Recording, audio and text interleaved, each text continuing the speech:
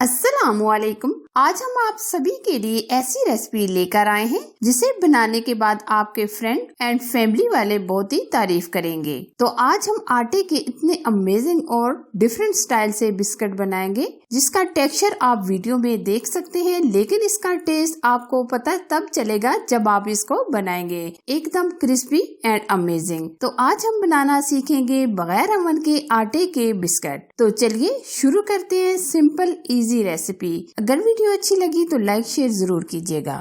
सबसे पहले हम आटे की बिस्किट बनाने के लिए होममेड बटर लेंगे। आप बटर की जगह घी भी ले सकते हैं। ये हमने बड़े साइज के 3 चम्मच लिए हैं और अब हम इसमें आधा कप के करीब पाउडर शुगर डालेंगे, यानी पिसी हुई चीनी। 2 चुटकी के करीब हम इसमें नमक ऐड करेंगे। अब हम यहाँ अच्छे तरीके से फेंट लेंगे एकदम फ्लफी होने तक। दोनों चीजों को बहुत अच्छे तरीके से मिक्स कीजिएगा ताकि हमारे बिस्किट बहुत ही क्रिस्पी बने। ये आप देख सकते हैं बटर और चीनी को जैसे जैसे हम मिक्स कर रहे हैं ऐसे ऐसे ये एकदम फ्लफी होता जा रहा है। ये देखिए तकरीबन 3 से 4 मिनट मिक्स करने के बाद बैटर हमारा एकदम फ्लफी हो चुका है। अब हम इसमें डाल देंगे चॉप किए हुए बादाम। ये हमने लिए हैं 50 ग्राम। आप ड्राई फ्रूट अपनी मर्जी से कोई से भी डाल सकते हैं। अच्छा जी, अब हम इसमें डाल देंगे 3 चम्मच के करीब सफेद तिल। अब सफेद तिल डालने के बाद हम ये दोनों चीजें बहुत अच्छी तरीके से मिक्स कर लेंगे। ये आटे के बिस्किट सब खाने में बहुत ही पसंद करते हैं, स्पेशली बच्चों के लिए बहुत हेल्दी भी है और फायदेमंद भी है।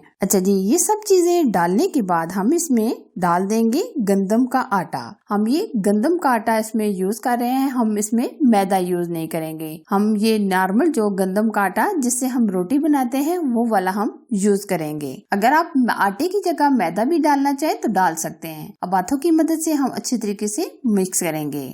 ये आटे के बिस्किट आप लॉन्ग टाइम के लिए रख सकते हैं क्योंकि ये कभी भी खराब नहीं होते। और आटे को हम एकदम नीट होने तक सेट करेंगे, यानी गूंद लेंगे। अभी आप देख सकते हैं डो हमारी एकदम नरम लग रही है। अब हम इसमें 2 से 3 चम्मच मजीद आटा शामिल कर देंगे और मुकम्मल हम नीट कर लेंगे। और साथ ही हम इसमें 2 से 3 चम्मच पानी शामिल कर देंगे और पानी की जगह आप दूध भी शामिल कर सकते हैं। डो को हमने तकरीबन 3 से 4 मिनट गूंदकर एकदम नीट कर लिया है। अब हम इसको तकरीबन 10 से 15 मिनट के लिए रेस्ट पे रख देंगे। फिर उसके बाद हम इसके बिस्किट बनाएंगे। बिस्किट की डो को रखी हुई तकरीबन 15 मिनट गुजर चुके हैं। अब हम बिस्किट बनाएंगे। डो को हम 2 हिस्सों में डिवाइड कर लेंगे इस तरह, और अब हम इस तरह गोल पेड़ा बना लेंगे और अब हम बिल्कुल हल्के हाथों से थोड़ा थोड़ा बेल लेंगे, यानी हम इसको मोटा ही बेलेंगे क्योंकि ये बिस्किट मोटे ही अच्छे लगते हैं खाने में। इस तरह हम कुकी कटर लेंगे और कुकी कटर की मदद से हम ये इस तरह बिस्किट की शेप में कटिंग कर लेंगे। अगर आपके पास इस तरह का कुकी कटर नहीं है तो आप किसी ढक्कन वगैरह से भी ये कटिंग कर सकते हैं। ये देखिए हम इस तरह बिस्किट की कटिंग कर लेंगे।